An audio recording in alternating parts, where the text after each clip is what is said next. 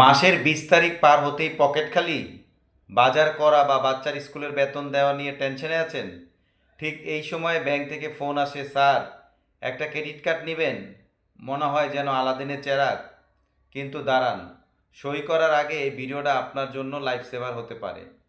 Credit card কিন্তু বাড়তি income নয়, এটা আসলে আপনার আগামী মাসের বেতনের টাকা আজই খরচ করার একটা সুযোগ।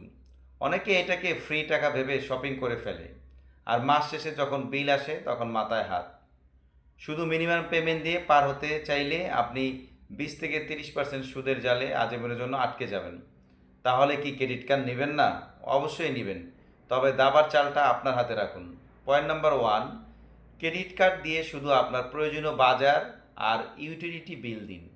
এতে আপনার কেনাকাটায় 1 থেকে 5% ক্যাশব্যাক বা ডিসকাউন্ট আসবে। পয়েন্ট নাম্বার দুই, কোনো বড় ইলেকট্রনিক্স পণ্য কিনলে 0% ইএমআই ছাড়া কিনবেন না। এতে আপনার হাতে নগদ টাকা থাকবে, যা অন্য কাজে খাটানো যাবে।